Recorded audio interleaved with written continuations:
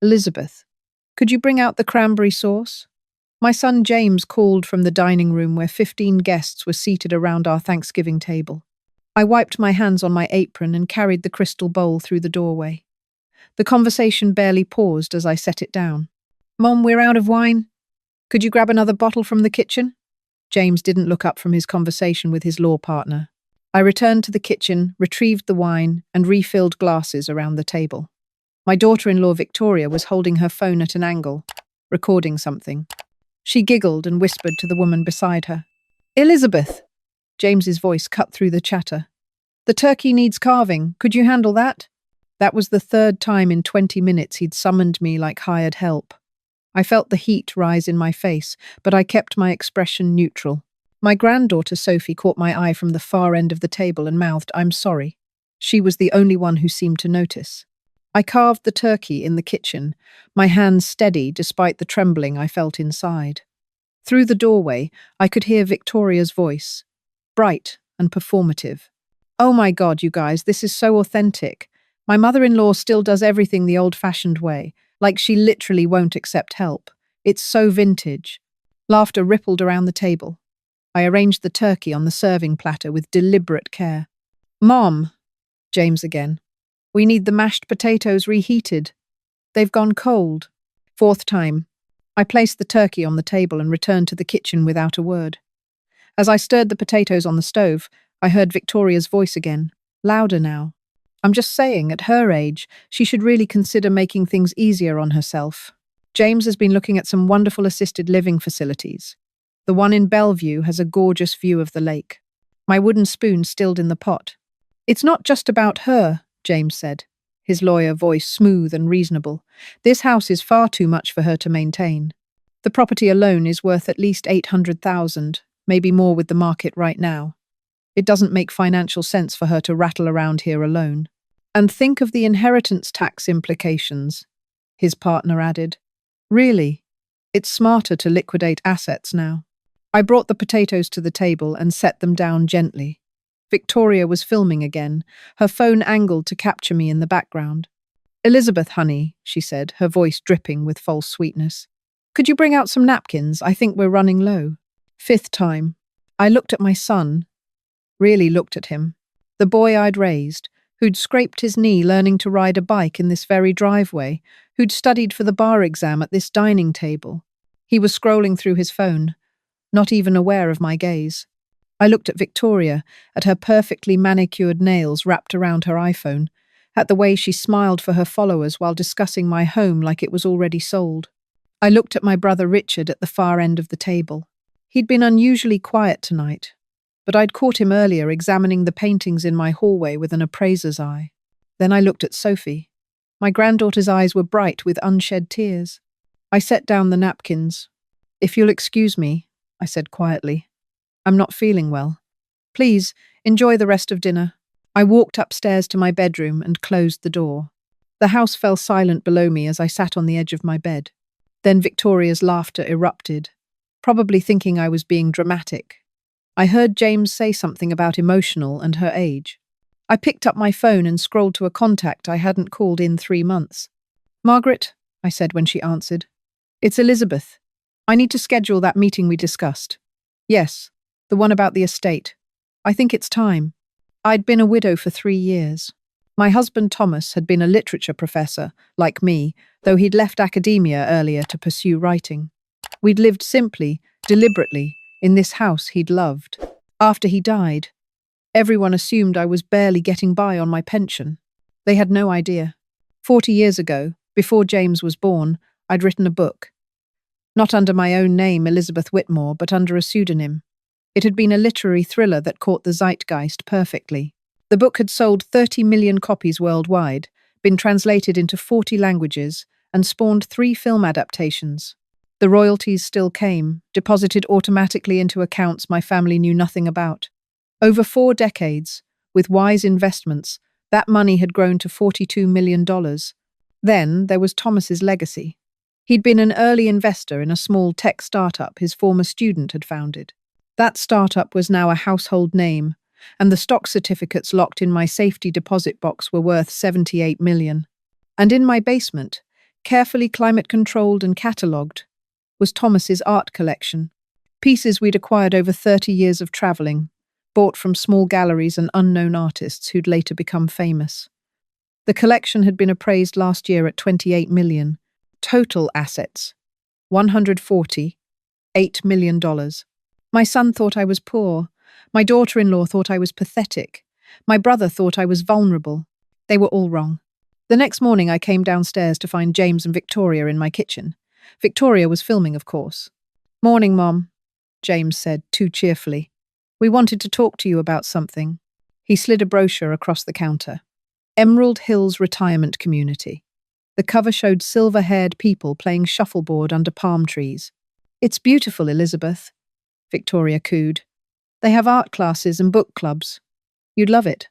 "I'm 74, not 90, I said mildly. "I don't need a retirement home." "But Mom, this house is too much for you. Yesterday proved that. You got overwhelmed just hosting Thanksgiving dinner." "I see." I poured myself coffee. "And what would happen to this house?" "Well, we'd sell it, obviously." James pulled out his phone, showing me real estate listings. "Comparable properties in the neighborhood are going for $800,000 to $1 million.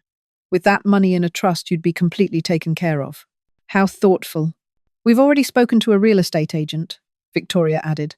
"She says we could list it by January." I sipped my coffee and said nothing. "Mom, are you listening?"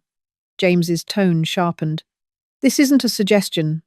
Victoria and I have been discussing this with Uncle Richard. We all agree it's the best option." "Richard agrees?" I asked softly. "Absolutely. In fact, he's offered to help with the estate sale. Get rid of all this old furniture, these dusty books, make the place more appealing to buyers."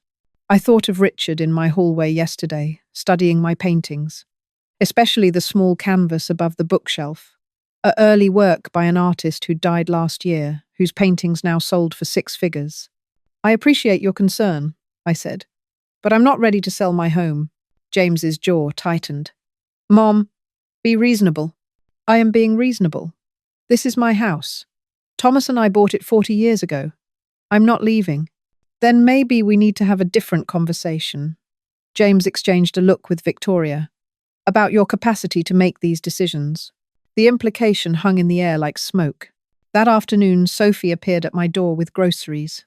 "Grandma, I'm so sorry about yesterday." She started unpacking bags in my kitchen. "Dad was awful. And Victoria posting that video." "What video?" Sophie's face went red. She posted clips from Thanksgiving, calling you vintage and talking about how sad it is that you won't accept help. It has 2 million views. She showed me her phone. There I was, carrying dishes, my face blurred but recognizable. Victoria's voiceover. "Point of view. Your mother-in-law refuses to accept she needs help. Bless her heart, but it's time for the nursing home conversation. Number elderly parents, number family drama, number tough love." The comments were brutal. "She looks so frail. Your family is so patient with her. My grandma was the same way. Denial is so sad." "I wanted to tell you," Sophie whispered. "But Dad said I should stay out of it." "It's all right, sweetheart." I hugged her. "Thank you for being honest with me." After Sophie left, I went down to the basement. Behind a false wall Thomas had built, accessible only with a key I wore around my neck, was my art collection. I stood in front of a Monet sketch, a Picasso lithograph, an early Basquiat. I found the letter Thomas had left me, sealed in a waterproof box. "My dearest Elizabeth," it read in his elegant handwriting. "If you're reading this, I'm gone and you're standing among our treasures. These aren't just investments, they're our story. Every piece we chose together. I've documented everything in the notebook to the left. Provenance, purchase price, current estimates. Don't let anyone tell you what they're worth. You'll know when the time is right. And remember, the people who truly love you won't need your money to prove it. Watch and wait, and you'll see who's real. All my love, Thomas." I'd waited 3 years. I'd watched. And now I saw clearly. The next week, I woke to sounds downstairs. It was 2 a.m. I crept to the top of the stairs and looked down. Someone was in my study, using a flashlight. I recognized Richard's silhouette as he examined my paintings, taking photos with his phone. I'd installed security cameras after Thomas died, though no one knew.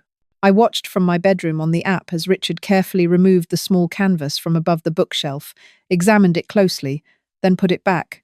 He was pricing my artwork, planning something. I didn't confront him. I just saved the footage. 2 days later, James arrived with papers. Mom, we need you to sign these. What are they? Power of attorney. Medical directive. It's just standard estate planning. I read carefully. The power of attorney gave James complete control of my finances and property. The medical directive allowed him to make all healthcare decisions, including the ability to commit me to a facility if he deemed me incapacitated. I'm not signing these. Mom, don't be difficult. This is for your own protection. No. His face darkened. You're not thinking clearly.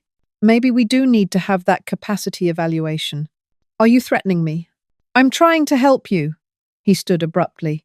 Fine. We'll do this the hard way. He left the papers on my table and walked out. That night, Victoria's new video went viral. Day in the life caring for an elderly parent with early dementia symptoms. She won't accept help. She's paranoid about signing basic legal documents. We're heartbroken, but we have to do what's best for her. Number elder care. Number dementia awareness. Number family first. 3 million views. Comments flooded in. You're such a good daughter-in-law. Sometimes you have to make hard choices. My mum fought us too, looking back. She was so sick and didn't realize it. I called Margaret, my attorney. They're building a case, she said grimly. Public perception, refusal to sign documents, isolation. If they petition for guardianship, a judge might consider this evidence of declining capacity. Even though none of it's true, Elizabeth, you're 74, living alone, and you haven't disclosed your assets to your family. On paper, you look vulnerable. They look like concerned relatives. It's a classic scenario. What do I do? We accelerate our timeline. How soon can you come to my office? The next morning, I was supposed to meet Margaret. I never made it. James and Victoria arrived with 2 paramedics and a doctor I'd never met. Mrs. Whitmore, I'm Dr. Harrison. Your son is concerned about some behaviors, confusion, paranoia, inability to care for yourself. I'd like to do a quick evaluation. I'm perfectly fine. Mom, you forgot to take your medication again, James said smoothly. We found 3 days' worth in your pill organizer. I didn't take any medication. I opened my mouth to say so, but James continued. And Mrs. Chen next door called us. She said she saw you wandering in your nightgown at midnight last week. Mrs. Chen had been in Florida last week, but Dr. Harrison was writing on his clipboard, nodding sympathetically at James's lies. I think a short observation period would be beneficial, Dr. Harrison said. Just 72 hours to make sure you're safe. I refuse. Mom, please don't make this harder, James said, and I saw real steel in his eyes. We can do this voluntarily, or we can petition for an emergency psychiatric hold. Your choice. The paramedics moved closer. I looked at Victoria, filming everything, her face arranged in concerned sympathy. I thought of Thomas's letter. Watch and wait, and you'll see who's real. Fine, I said quietly. I'll go. They took me to a psychiatric facility in Kirkland. A nice one, James made sure to emphasize. Private room, gardens, excellent staff. Also locked doors, no access to my phone, and a care team that nodded along with every lie James told them. She's been declining for months, I heard him tell the intake coordinator. Living in a fantasy world. We found documents where she'd written she had millions of dollars. Clearly delusional. I spent 72 hours in that place. I was polite, cooperative, and utterly sane. The psychiatrist who evaluated me found nothing wrong. Mrs. Whitmore, your son seems very concerned, but I don't see evidence of dementia or psychosis. You're oriented, coherent, and score perfectly on cognitive tests. Then I can leave? After the full 72 hours, yes. However, your son has mentioned he may petition for a guardianship hearing. On what grounds? He claims you're financially vulnerable and making poor decisions. He says you've been refusing necessary care and living in unsafe conditions. My house is perfectly safe. I'm perfectly healthy. I believe you, but I'm not a judge. On the 3rd day, Sophie smuggled in my phone during visiting hours. Grandma, I grabbed this from your house. Dad's been going through everything. I heard him on the phone with Uncle Richard talking about selling your furniture, your books, even your clothes. They've already called estate sale companies. Sophie, listen carefully. In my nightstand drawer, there's a small key. Do you know where Margaret Oakes's office is? The attorney on Harbour Avenue? Yes. Take that key to her. Tell her what's happening. Can you do that? She nodded, tears streaming down her face. And Sophie?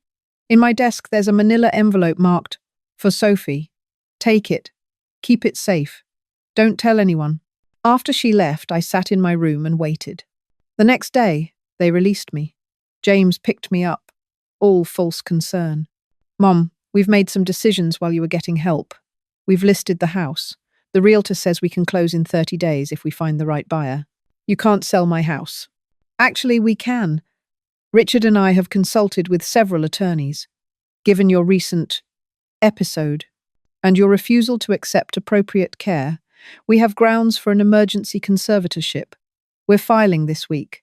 James, Mom, stop fighting this. It's happening. Victoria and I are moving into the house temporarily to oversee the repairs and staging. You'll stay at Emerald Hills for now. We've already put down a deposit. He drove me directly to the retirement facility. My room was small but pleasant, with a view of a garden. Nothing like my home. We'll bring you some of your things tomorrow, James said. Just the essentials. Everything else needs to be cleared out for the sale. That night, I sat in my new room, surrounded by strangers, and thought about Thomas's letter. The people who truly love you won't need your money to prove it. I'd seen who was real. Sophie. Only Sophie. And now it was time for everyone else to see the truth. 4 days later, Margaret's assistant hand-delivered invitations to a family meeting at her law office. James, Victoria, Richard, and Sophie all received them. The subject line, Estate of Elizabeth Whitmore, mandatory attendance. They came because they thought it was about surrendering my assets, finalizing the conservatorship, signing away my house. They had no idea. Margaret's conference room had floor-to-ceiling windows overlooking Elliott Bay. When I walked in, my family was already seated. James looked smug. Victoria was setting up her phone to record. Richard was drumming his fingers on the table impatiently. Sophie sat apart from them, her eyes red from crying. Thank you all for coming, Margaret began. We're here to discuss Elizabeth's estate. Finally, Richard muttered. Some sense. Before we begin, I need everyone to sign these NDAs. Margaret slid documents across the table. This meeting is confidential. No recording, no posting on social media. Victoria frowned but signed. They all did. Now Margaret opened a folder. Let's start with the house. James, you've listed it for sale at $850,000, correct? Yes, though I think we can get more. It's a seller's market. Interesting. Because Elizabeth doesn't want to sell. In fact, she's legally barring the sale as of this morning. The listing has been removed. James's face went red. She can't do that. We filed for conservatorship, which will be denied. Dr. Patterson from Swedish Medical, Dr. Kim from the University of Washington, and Dr. Roberts from Harborview have all evaluated Elizabeth at my request. All three found her completely competent. Their reports are with the court as of this morning. But Dr. Harrison said, Dr. Harrison is currently under investigation by the State Medical Board for multiple ethics violations, including accepting payment to diagnose patients he'd never properly examined.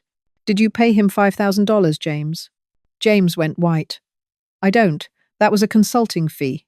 For a fake diagnosis to justify committing your mother to a psychiatric facility against her will, we have bank records. Victoria stopped her furtive attempt to start her phone camera. Let's move on, Margaret continued. Richard, you broke into Elizabeth's home on November 20th at 2:17 a.m. We have security footage. Richard stood abruptly. I was checking on my sister. You were photographing her artwork to assess its value. You then contacted Sotheby's about consignment. We have those emails too. Those paintings are worthless, Richard sputtered. Just cheap reproductions.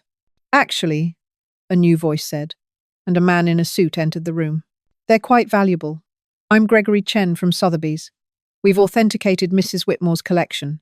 Total estimated value at auction, $28 million. The room went silent. What? James whispered. And that's just the art, Margaret said. Should we discuss the stock portfolio or the royalties from the Whitmore Trust? I don't understand, Victoria said, her influencer voice gone, replaced by something small and real. Elizabeth, Margaret gestured to me. Would you like to explain? I stood, feeling stronger than I had in months. 40 years ago, I wrote a book under the name E. M. Morrison. Perhaps you've heard of it. The Echo Chamber? Sophie gasped. That's you? But that book, it's massive. Everyone's read it. They still teach it in schools. 30 million copies sold, I said.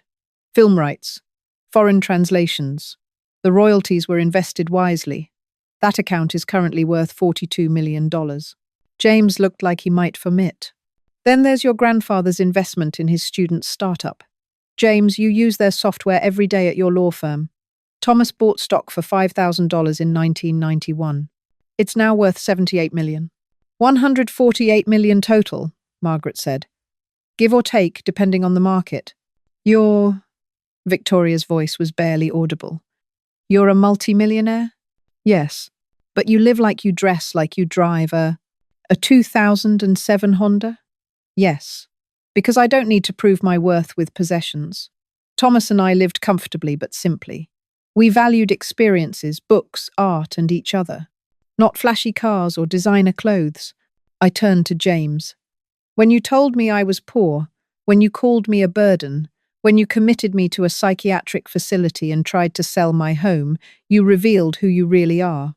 Not my son, a man who sees his mother as an obstacle to an inheritance. Mom, I didn't know. You didn't know because you never asked. Never wondered. Never cared. You saw an elderly woman alone and assumed she was helpless. And you saw an opportunity. I turned to Richard. You've been trying to steal from me for 3 years. Every piece of financial advice, every suggestion to sell this or that, every offer to help with my estate. You were planning to rob me. Elizabeth, I would never. We have your communications with a lawyer in Portland discussing how to contest Thomas's will. We have your searches for undue influence, elderly siblings, and challenging estate distribution. It's all documented. I turned to Victoria. You exploited me for content, made me a laughingstock to millions, painted me as senile and sad to make yourself look caring. You built your brand on my humiliation. She started crying, but I felt nothing. Here's what's going to happen, Margaret said. First, James and Victoria, you're both named in a lawsuit for elder abuse, fraud, and false imprisonment. Those charges carry serious consequences, including potential criminal prosecution. You can't, James started. Second, Richard, you're facing charges of breaking and entering, attempted theft, and conspiracy to commit fraud. We're also reporting you to the IRS for unreported income from other estate sales you've conducted. Richard went grey. Third, Victoria, every brand that sponsored you has been notified of this situation. Your management company has also been sent copies of all documentation. I believe they've already dropped you. Victoria's phone buzzed. She looked at it and started sobbing. Elizabeth, Margaret turned to me. The floor is yours. I took a breath. I'm 74 years old. I've been married, raised a child, built a career, and lived a rich, full life. I don't need any of you, but I wanted to give you chances. I wanted to believe that family meant something. I looked at Sophie, but I learned that family isn't about blood. It's about love.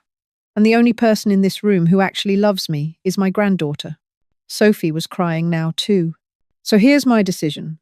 The house stays mine until I die. When I pass, it will go to Sophie.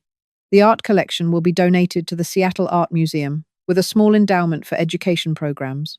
The stock portfolio will fund scholarships for first-generation college students. The royalties from my book will create a literary foundation for emerging writers. And us? James whispered. You get nothing. You tried to declare me incompetent, steal my home, and lock me away. You revealed your true nature, and I'm simply taking that information into account. But I'm your son. You stopped being my son when you committed me to a psychiatric facility for having money you didn't know about. I turned to Margaret. The lawsuits? We'll drop them if they sign agreements. No contesting the will, no defamation, no contact except through attorneys. They'll also repay all costs associated with the forced hospitalization, the fraudulent conservatorship filing, and the illegal home listing. Total, approximately $87,000. And if they don't sign, I asked, then we proceed with criminal charges, which could mean prison time. James signed. So did Richard. Victoria's hands shook as she scrawled her signature. One more thing, I said. Victoria, you'll post a full retraction. Admit you fabricated the dementia story, apologize for exploiting me, and donate every cent you earned from those videos to Alzheimer's research. That's thousands of dollars. Then you should have thought of that before you made me a viral laughingstock. She nodded, tears streaming. We're done here, Margaret said. They filed out silently. Richard didn't look at me. Victoria was still crying. James paused at the door. Mom, Goodbye, James. He left. Sophie and I were alone in the conference room with Margaret and the Sotheby's appraiser. Grandma, Sophie said. The envelope you gave me. Open it. Inside was a check for $20 million and a letter. My darling Sophie, I read aloud. By the time you read this, you'll know the truth. I'm not poor. I'm not helpless. I'm not confused. I'm simply a woman who loved her husband, raised her son, and watched to see who would love her for herself, not her money. You were the only one who passed that test. This money is yours to pursue your dreams. Study literature. Travel. Write, create, live fully. But more than the money, I'm leaving you this lesson. True wealth isn't counted in dollars. It's measured in integrity, kindness, and love. You have all three. I'm so proud of you. Love, Grandma. Sophie was sobbing now, clutching the letter. I don't need $20 million, she whispered. I just needed you to be okay. I know, sweetheart. That's exactly why you're the one getting it. We left Margaret's office together. Sophie drove me back to my house, my beautiful, full, cluttered house with Thomas's books and our memories and my quiet, happy life. That night, I made tea and sat in Thomas's favourite chair. I pulled out his letter and read it one more time. Watch and wait, and you'll see who's real. I had watched. I had waited. And I had seen. Sophie came over the next day with groceries and stories about her literature class. We made dinner together in my kitchen. She didn't ask about the money. She just wanted to hear about my book, about Thomas, about the life we'd built. Grandma, she said as we sat down to eat, will you tell me about writing The Echo Chamber? I've read it 5 times, but I never knew. So I told her. About the year I spent writing. About Thomas's encouragement. About the shock of success. About choosing privacy over fame. Why didn't you tell anyone? She asked. Because I wanted to know who loved Elizabeth Whitmore, not E.M. Morrison. Who valued the teacher, not the best-selling author. Who saw the person, not the bank account. You were testing everyone. I was protecting myself. And I was right to do it. 2 weeks later, Victoria posted her retraction. It went viral too, but for different reasons. The backlash was swift and brutal. Her follower count plummeted. Brands pulled their partnerships. The internet, which had praised her patience with her difficult mother-in-law, now called her a fraud and a bully. James quietly resigned from his law firm. The ethics investigation wouldn't find actionable violations, but the partners suggested it was best for everyone if he moved on. Richard faced criminal charges for the break-in. He pleaded guilty to trespassing and paid a fine. He also paid me back $87,000, which I immediately donated to Sophie's university's scholarship fund. And I went back to my life. My quiet, book-filled, art-surrounded life. Sophie visited 3 times a week. We read together, cooked together, talked about literature and life, and what it means to build something that lasts. On what would have been Thomas's 78th birthday, Sophie and I took roses to his grave. I wish I'd known him better, she said. He would have loved you. He always said the measure of a person isn't what they take, but what they give. Is that why you gave me the money? To teach me to give it away? I gave you the money because you earned it by being exactly who you are. What you do with it, that's your choice. But I trust you'll do something good. She smiled. I'm thinking a bookstore. In Capitol Hill. Focus on diverse voices, local authors, community events. Maybe a writing workshop series for kids. Your grandfather would love that. We stood in the spring sunshine, and I thought about the last 3 months. The humiliation, the betrayal, the fight. And I thought about what I'd learned. That silence isn't weakness. That patience is power. That showing people who you really are gives them the chance to show you who they really are. James had shown me greed. Richard had shown me opportunism. Victoria had shown me exploitation. And Sophie had shown me love. In the end, that was the only test that mattered. I'm 74 years old. I have $148 million. I live alone in a house full of memories. And I've never been happier. Because I know exactly who loves me. And why. And that truly is the greatest wealth of all.